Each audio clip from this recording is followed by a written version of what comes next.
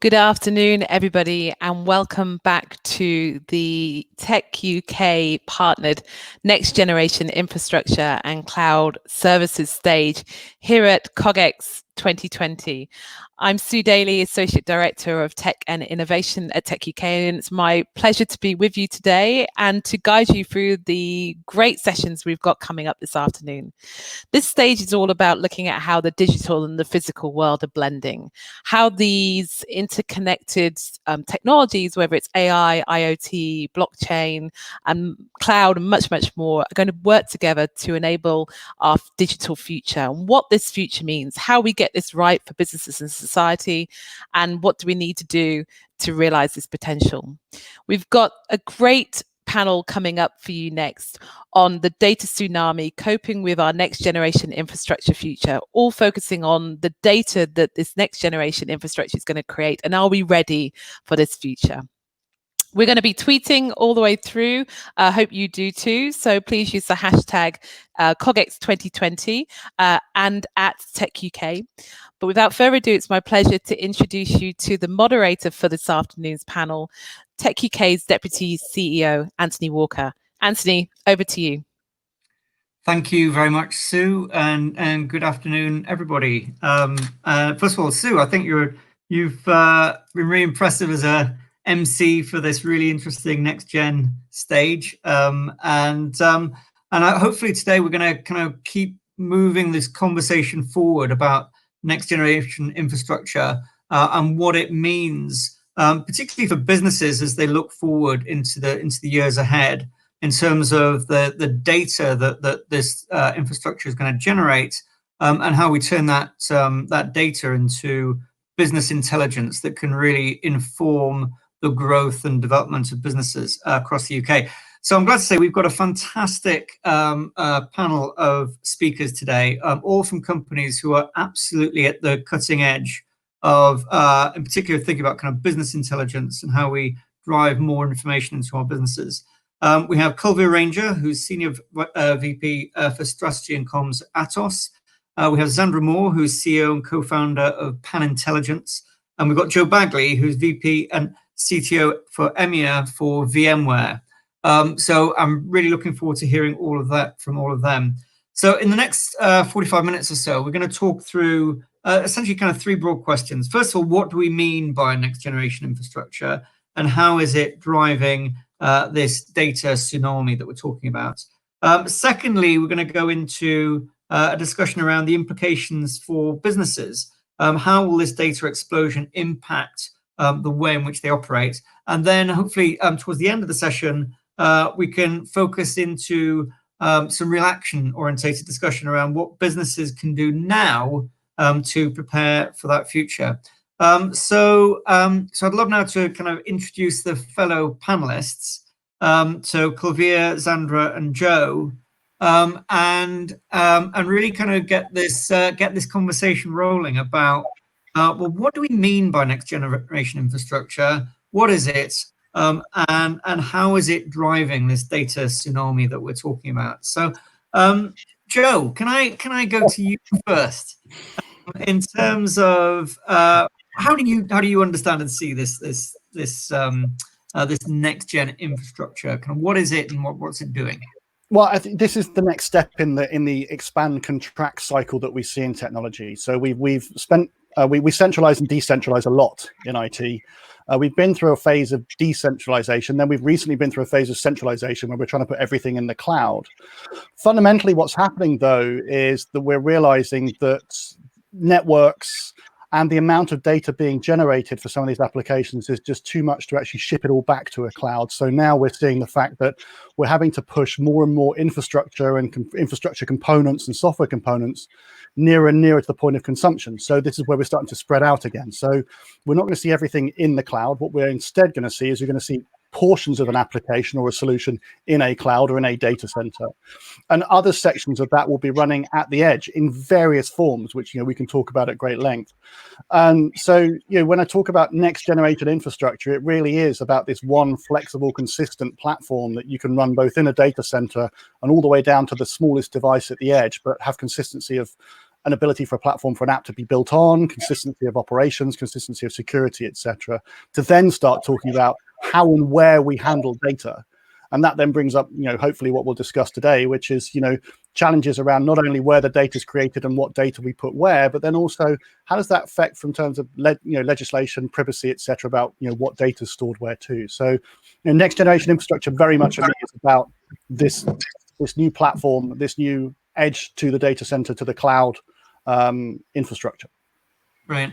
So Kulveer, if I come to you, so Joe's really saying, it's this combination of cloud and edge and how this works.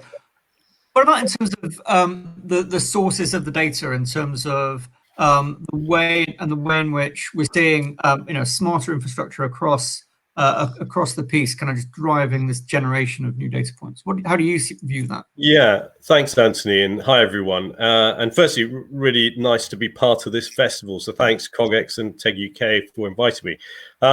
I think Joe has sort of got the big picture there. Joe's absolutely right. We're sort of moving into this environment where the vast amount of data now needs to be managed differently, and that's coming into the near future. But I always start by looking at the past, and I've been fortunate over the last 20 odd years to be watching, involved, and seeing what I would say is always a case of incremental change. We always want to talk next gen. We always want to talk, the next big thing. But to be honest, if we look at the last 20 years, we've always built on something and progressed. And the balance is between what is it that we're trying to achieve and user services and what people adopt, and sometimes what we didn't anticipate happening, compared with what's the capability of the infrastructure that we've got and what we then think we need, and how easy is it to actually migrate to those things. So that's the challenge we see. I'll give some examples just briefly on that, because when we moved into the world of, and it always, for me, starts with smart card technology, because I was very fortunate to be involved in the program that delivered the Oyster card in London. But even before that, there was loyalty cards, and really the one that stands out is a Tesco Club card. Those were the things that started really generating the kind of quantity of, say, personalized data that suddenly began to be of value. And then understanding, right, how quickly could we understand both capturing that data, storing it, utilizing it, analyzing it, and data value. And that started that journey towards management, power of computing, the kit on site, or as we are now calling it, at the edge, at the point where the consumer, customer, user action is happening. And then what happens at the what was called the mainframe, or in data centers, and now more often than not in a cloud environment. So the question is, as we move forward, what are we going to be building on, compared to also what is it we want to do? And that's where we start to get the really interesting discussions, because we can all see that mobility and devices are things that are driving a lot of the amount of data and infrastructure we need.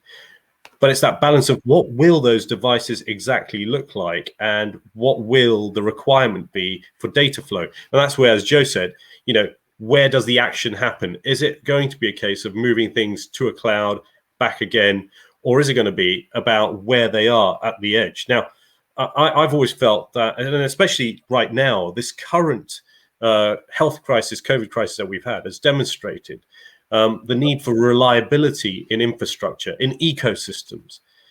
I felt we've all personally built ecosystems, our own individual ecosystems, where we have connectivity, we have devices, and we have networks.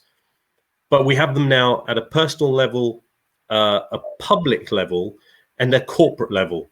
And this current situation we've been in has stress tested those ecosystems. So I think one of the things we're going to be looking at going forward, which we probably were looking at previously, but even more so will be in focus now, will be how those different ecosystems work and what can they really support as we start modeling the use of those networks, the way we work, the way we live, and the new world of devices, smart technology embedded in everything around us.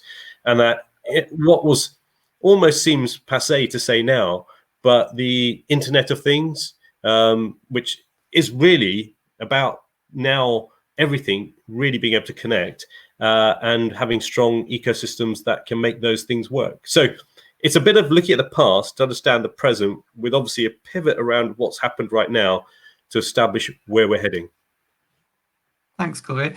Zoe, if I come to you, I mean, so it's interesting. The title of the session is about the next generation infrastructure future, but what we're talking about seems to be very much about what's happening at the present.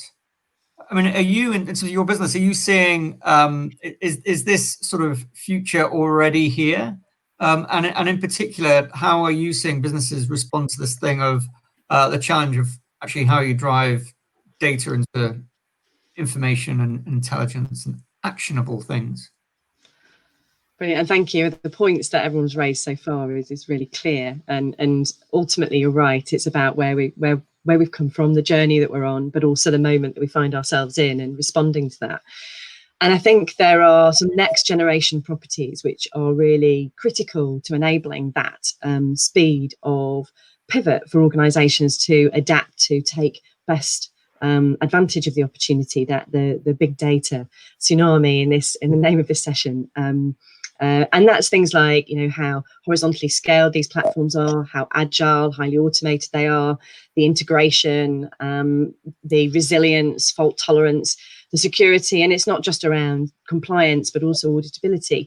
All of that is at a phase of maturity where the types of data that we're consuming, the volumes of it, the variety, the sources, as we've discussed, the velocity and the speed and need to have that at the edge to ensure that we can process the data and just serve insights back to a cloud environment, for example, for the purposes of data monitoring, data analysis, and prescriptive interventions.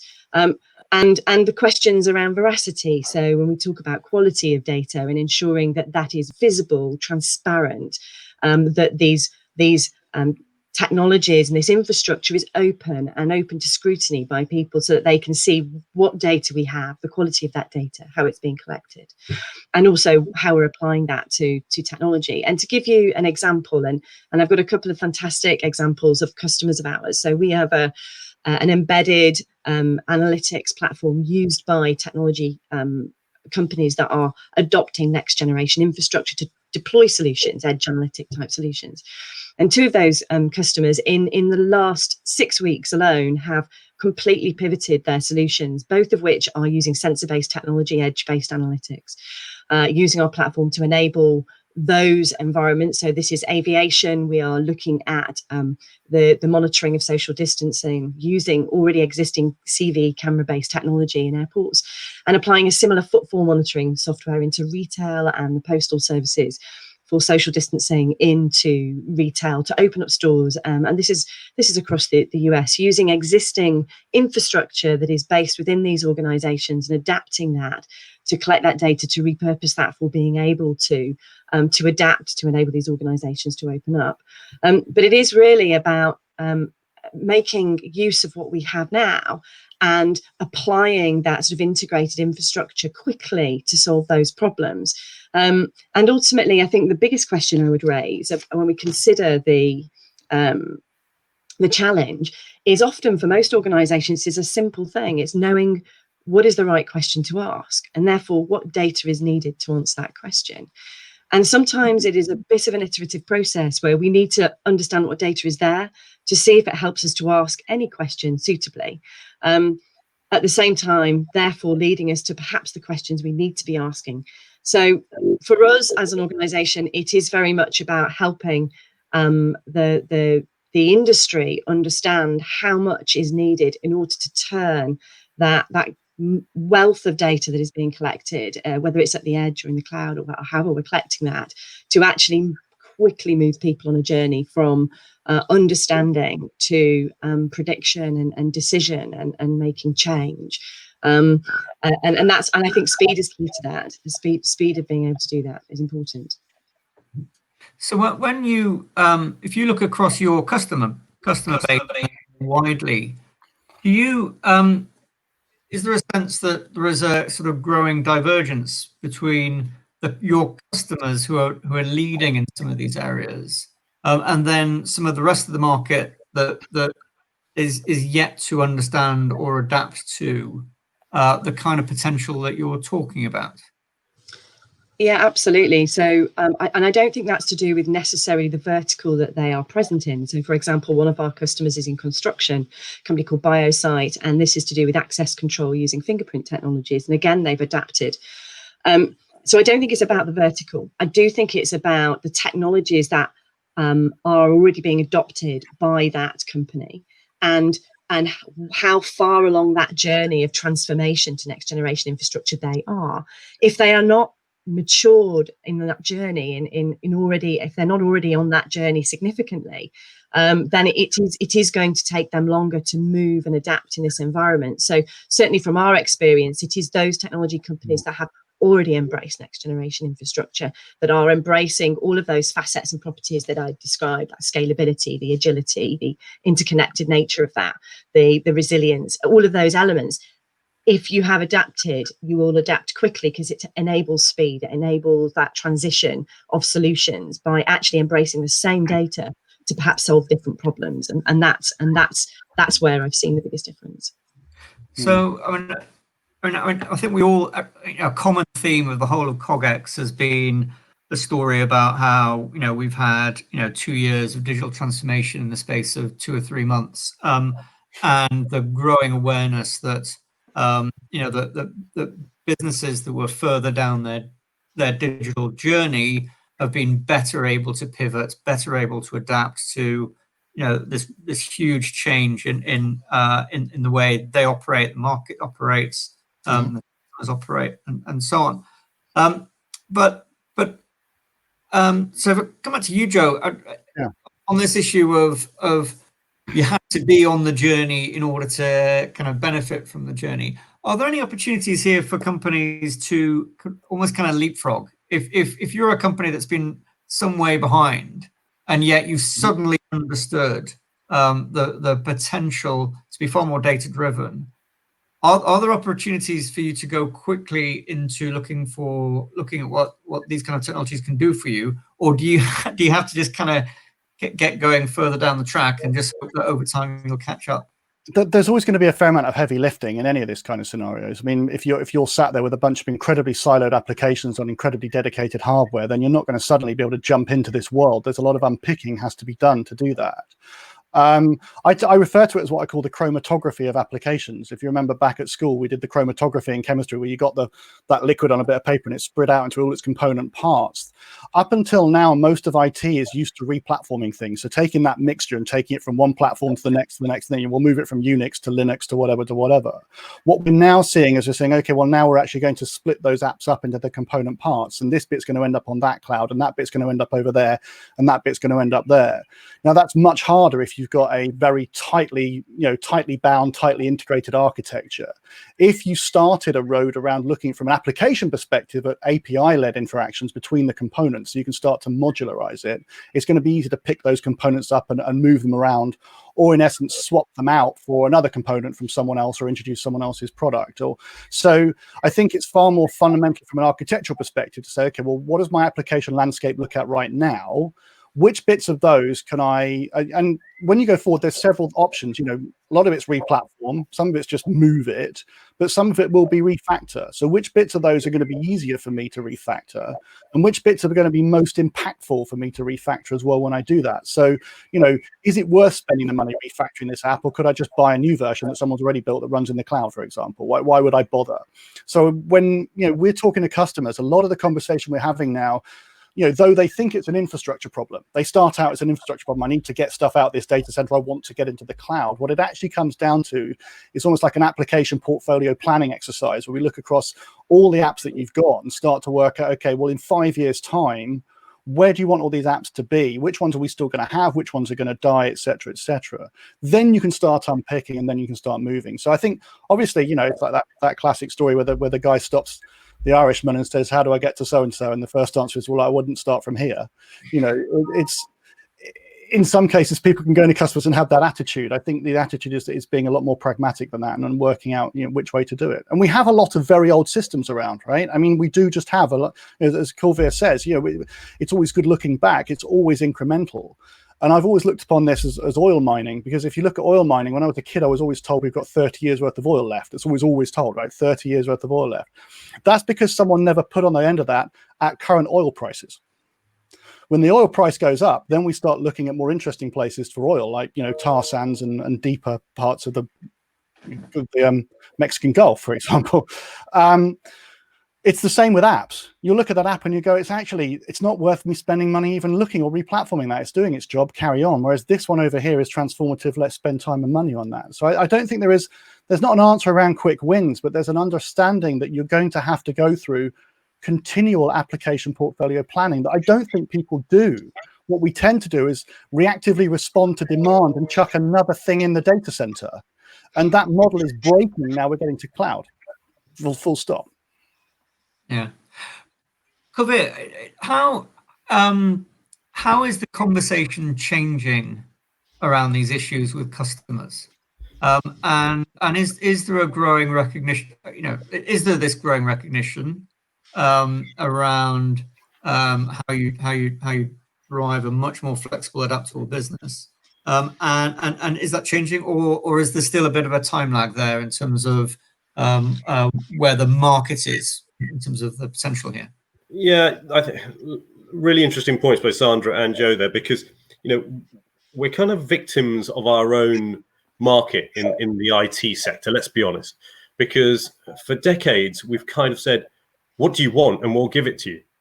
And, you know, what's your problem? We'll solve it incrementally, or here's a solution. And then what sort of happens is a number of people get lots of different solutions, and they get this convoluted landscape, and they get this very complex architecture. And then somebody says, how do we rationalize this? And then someone else comes along and goes, oh, I can do that all for you, but you have to do something completely different.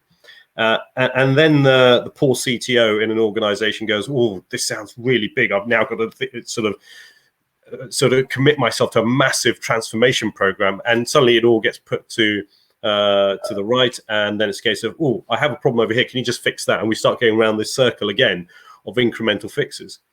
And I think the thing that's happened right now, this massive impact of the COVID crisis, has not enabled people really to think strategically. It has been, let's fix the problem. And just now, and I think based on what Zandra was saying, is that people are thinking a little bit more strategically in terms of what's the challenge we face and how do we find the solution. But I think, as Joe's saying, we're still not really planning. And how do you sometimes, you know, the world of technology is always a case of, yes, I'd like to plan for 5 years ahead, 10 years ahead. But at the speed and the rapid pace of change in industry means it's always hard to do that. So how do you approach the strategic planning that's required for the kinds of things that we're talking about right now? And I think what we've got is a three-tiered kind of conversation in the market, Antony, to come back to your question, which is there are those who were on their way in transforming, and those people have had an advantage. Those organizations have had an advantage because they've been able to accelerate certain things that they could see they really needed right now because they had a platform, some structure and pace, some adoption, and boom, they could go.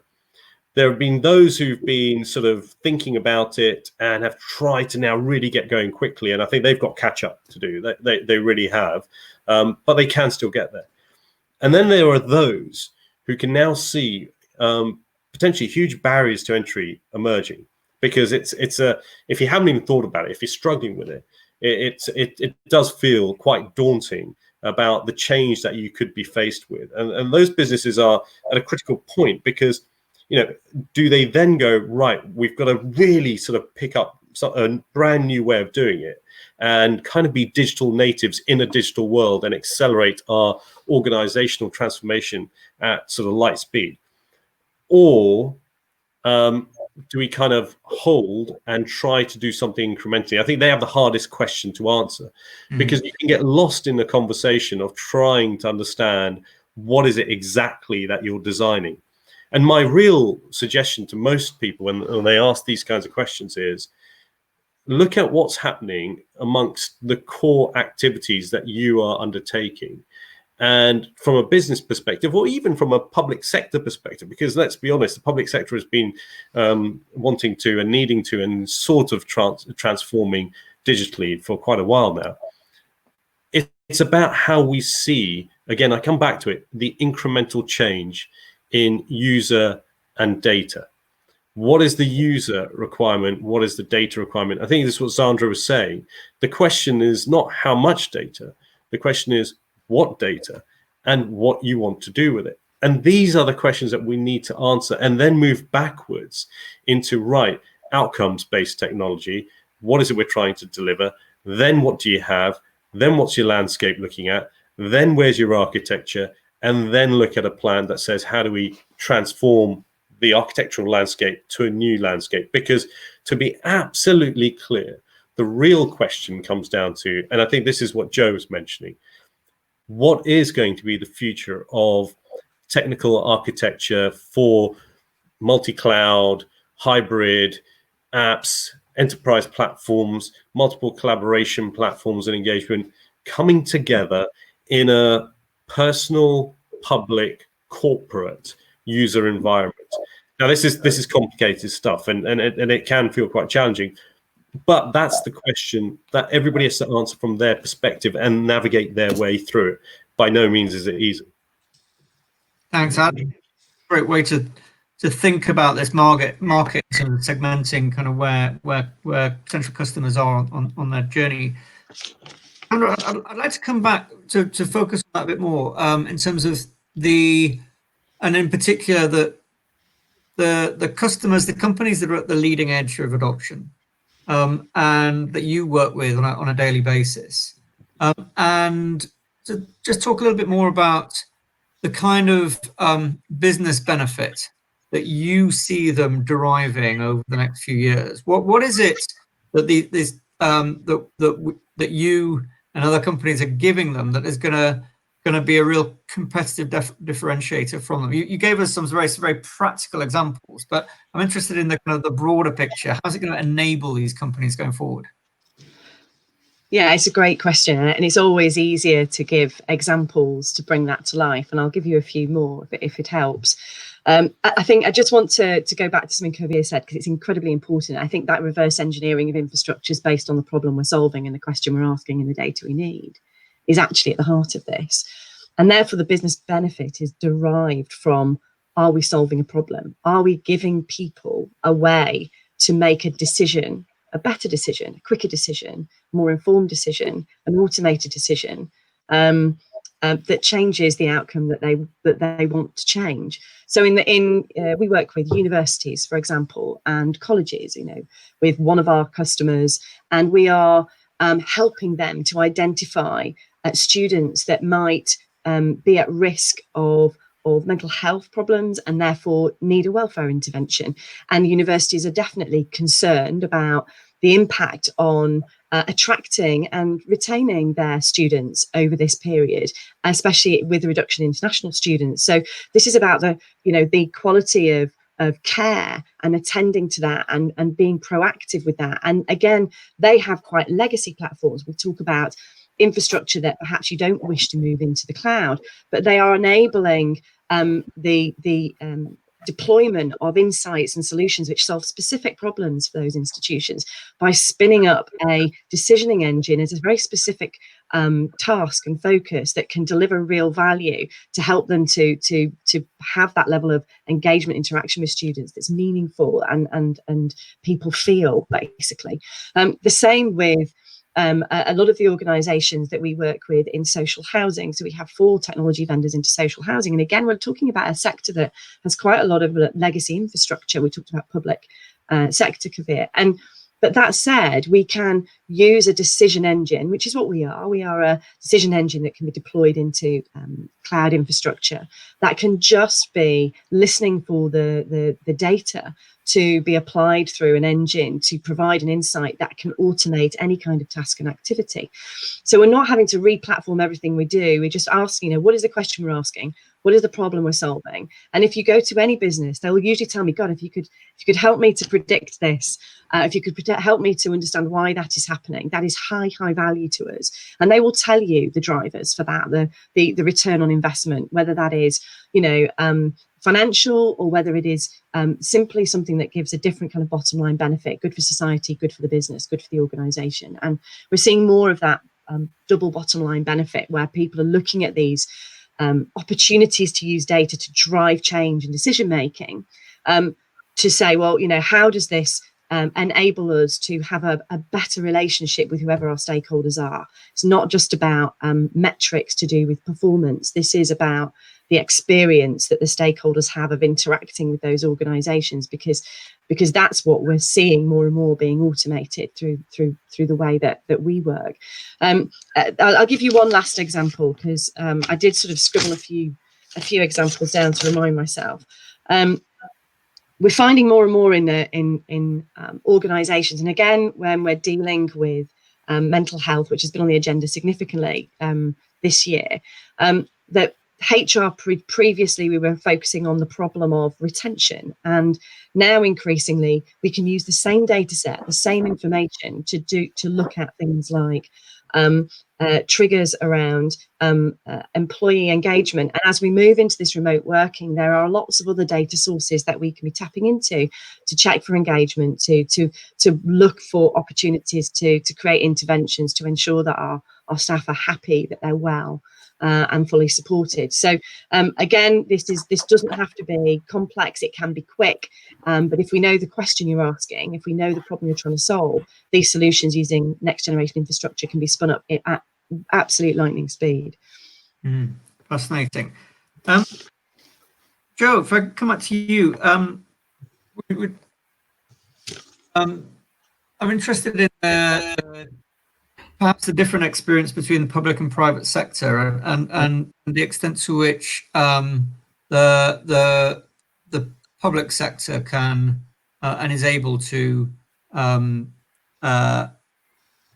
sort of seize the opportunity here. And do you see kind of different in terms of the marketplace? Do you see kind of differences there, or do you see problems across public sector, or do you see this as, again, we're at a moment where the value of better decision making and better informed decision making, and the ability to pivot at speed is becoming, hugely valuable to everybody. And do you see that as a moment that the public sector can benefit from as well? I think it's definitely across industries. I don't think I'm not seeing any particular verticals that stand out above any others. You can always highlight the odd one or two as reasonable examples here. But I think what you're looking at when we look at it from what's happening in a technology perspective and an investment perspective, and what's driving that, is we're seeing a big focus now in, to Zandra's point and others, is around distributed analytics. And I think that you're going to see an increasing focus in the future on, if we're collecting all this data, and we are, as we talked about earlier with Kulveer, we're making decisions on it at the edge. We're not making decisions on it in a central data center. Maybe we're discarding data at the edge, or we're holding lots of different sets of data in different places. How do you do distributed analytics across that? And then how do you, guarantee the management and security of, GDPR, and how do you do a DPIA across all those devices, et cetera, et cetera? That's becoming particularly challenging.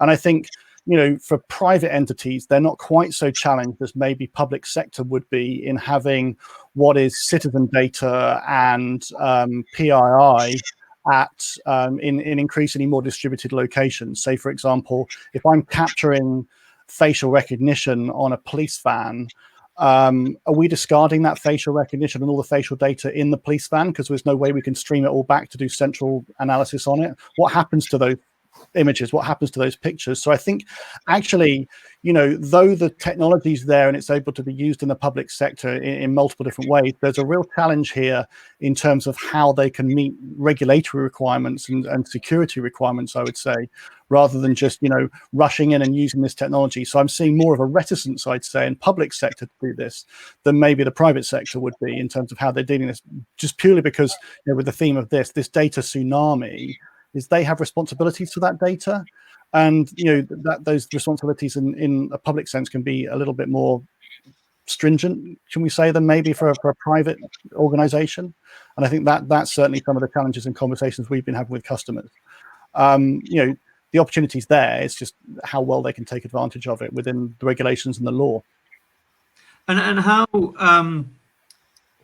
how do you go about kind of taking them through that then? How do you kind of provide them that reassurance that all of those essential outcomes can be achieved and that they can move forward with confidence? Well, I think simple systems are very easy to secure. Complex systems are very difficult to secure. So the more complexity we introduce into a system, the more complex it is to secure. So I think what you're looking at now is a change in the security market too. So when you look at this data tsunami, the old world was, let's put everything in a data center, then we'll build a big wall around it, right? That was how you did security. You don't worry about what happens in the data center because that's all behind the firewall and that's fine. We're now living in a world where there are no firewalls. You have to assume that you're working in worlds of zero trust. You've got to understand how data is created and secured wherever it exists. So we now need to start looking at how we build security intrinsically into platforms as opposed to bolting it on afterwards. So, there's a big trend in our industry, certainly in what we're doing with our product range, but more generally, is to say, okay, fine, well, how do I make sure that what I'm doing inherently in the platform is secure, as opposed to just building something, then securing it afterwards? And I'm sure that, the other two panelists will agree with me on that one and have several examples, because that's the key challenge here, I think, as we start to spread this data everywhere, as we start to spread decision-making everywhere, having that data secure is going to be the number one concern of anyone trying to build and run those platforms. Zoe, you're nodding your head there. You're in agreement. How do you? Yeah, we were originally built for banking as a platform, so we've never moved data. So we query data at source, and the point of that is that it stays where it stays, right? And everybody that's put their protections around that to keep that data safe, because all of that attention will be given it to by whoever is collecting that data will have probably attended to that already. So why should we have to attend to it again for the purposes of analytics, right? Let's deal with it. So we are we're PCI compliant. We never move any data. There's all those things that banking need. We had to build in from the start. And I think if you're building around that model with that absolute at the forefront, that concern for a market like banking, then public sector, which is why we found ourselves public sector education health as we have, because the architecture of solutions and how they are designed security first, I think matters a lot as this becomes more distributed. So I think you make a really, really strong point and valuable point, Joe. It's absolutely key. We're moving into the last part of the discussion. It's incredibly already. Just a bit less than 10 minutes left. I'd like to kind of really move on then to this question about how do businesses, what do businesses need to do now to prepare? And we've talked about this. Clearly, that depends where you are on the journey. And Kulveer talked about those who are at the leading edge and those who are kind of further back. But for those who are kind of listening into this conversation, I think you've made a great case for, I think, the extent to which next generation infrastructure and these kind of data-driven insights can drive huge value into businesses, and particularly important in such uncertain times. So for companies listening to that, what do they need to be doing now to kind of prepare for years ahead that are clearly going to have huge potential? Would like to kind of pick up on that one. No easy answer. So look, I'll give it a shot first. I think the key thing here is to understand the service that you're trying to get to. And when I say get to, it's because it's going to be an evolutionary process. Zandra's talked about banking, and Joe was talking about public and private sector, but banking is a prime example of having to be as secure as any sector in what it does, while it's trying to really evolve its services, its outcomes, its both macro processes, but its intimacy with its customer, and deliver real change, because it can see huge insurrection happening from fintechs and all the various innovation that's coming forth. And how do you manage that? But the key question is, how does it sit all around an end user. It always starts and ends with an end user. And the question, even when it comes down to data, and we talk about, the security around data, my first thought is, well, it's my data. So what are we going to do going forward that is really going to help that user-centric design, decision, secure sense develop around the end user and extrapolate outwards whatever your organization is trying to do? And I think if you model around the end user, and we talk about user intimacy, but I think, we talk about edge servers. I think they're going to be personal servers. We're going to have these things that are going to be, identified with us, which probably the vast amount of compute power would probably sit with us. And as a business, for example, we Atos, we've been focusing hugely on developing quantum computing, but the application of it is interesting because it was originally from the perspective, well, it'd be housed in massive data centers. But another side of our business is developing that in a smaller and smaller deliverable manner, so that we can eventually probably look to have that power based closer to the user at the edge. So I think, I don't know if my screen's frozen there, by the way. I hope you guys can see. So I think that the challenge around for businesses, as you think about this, is how do you model at the edge in a user-centric way to deliver the future intimacy that you're trying to achieve? And then where does the next gen infrastructure, where does that land?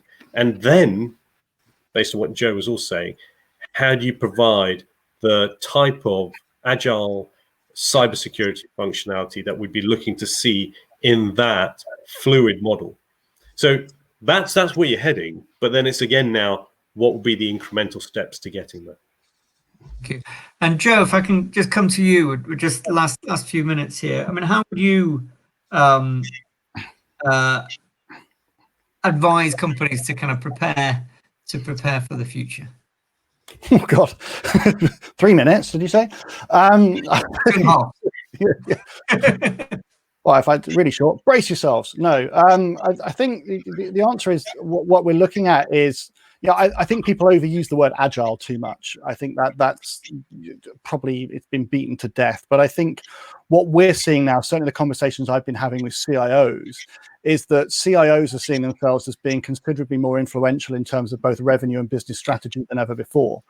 And so, if I'm advising companies and boards and CEOs on how they would embrace this, it's to properly embrace their CIO and the people that are in their technology division as to how they could possibly take advantage of technology to move the business strategically forward. I think that's my top tip really here, is let the CIO actually sit at the board table and listen to them, because those are the companies that we see are the most advanced. And it goes back to years ago. I always used to ask when I went to a company, where does the CIO report into? If the CIO reported into the board, you knew something interesting was going to happen. If your CIO reported into the CFO, you knew it was a cost center for something else they didn't see at core to their business. And that's sort of been a running theme for tens of years.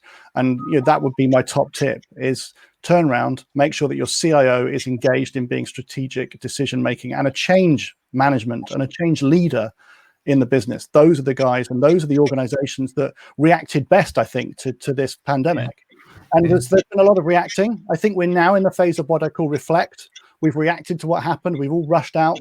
Let's reflect on what happened and then let's plan. But plan based on what we've learned, definitely. I think we are almost kind of out of time for this part of the discussion, and we're going to move across very shortly to the Q&A. I should probably just try and wrap up this part of the discussion for now. I think what we've heard, I think, chimes very much with the whole theme of CogX this year, which is at a moment of incredible global challenge. We've seen technology step up like never before, and I think we've seen how much can be achieved, how quickly, and how the companies that do have those CIOs in the right position have been able to flex and adapt and to these very different kind of circumstances. So I think, a huge opportunity. I think it'd be very, very interesting to see where this market goes forward.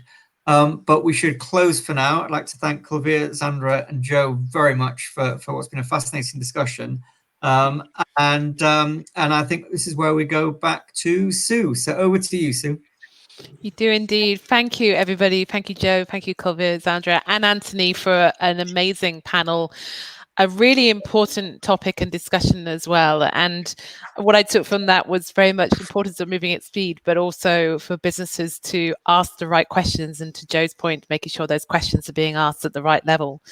But overall, the importance of data in helping the value of better decision making for government and for industry, particularly as we move forward into our post-COVID recovery and reinvention. So thank you so much. Now, if you want to know more and you have questions for the panel, if you've got the correct pass, you can now go over to the virtual Q&A breakout room where our panel will be taking questions and continuing the discussion.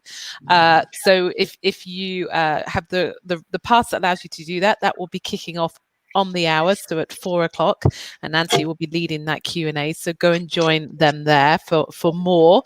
I'm sure there's more to be discussed. If you are coming back here at 5 o'clock, which I very much hope you will, for our final session of the day, which I have to say I'm thoroughly looking forward to, Flying High, How Electric Vertical Takeoff technology will change our cities. So fascinating topic, and I'm interested in hearing more about that. So that's here at 5 o'clock. But in the meantime, if you're going to go and join the virtual breakout Q&A, which I hope you are, to continue the discussion with Antony and his data panel, then that will be kicking off in about 10 minutes. So go and grab yourself a coffee, go and find perhaps a new place to sit for the Q&A, shake things up. Imagine you're at a conference and you're moving around the venue. But thank you very much again for the panelists. We'll see you back here on the main stage at 5 o'clock. Thank you very much. Want access to more CogX videos? Subscribe now for free at cogx.co.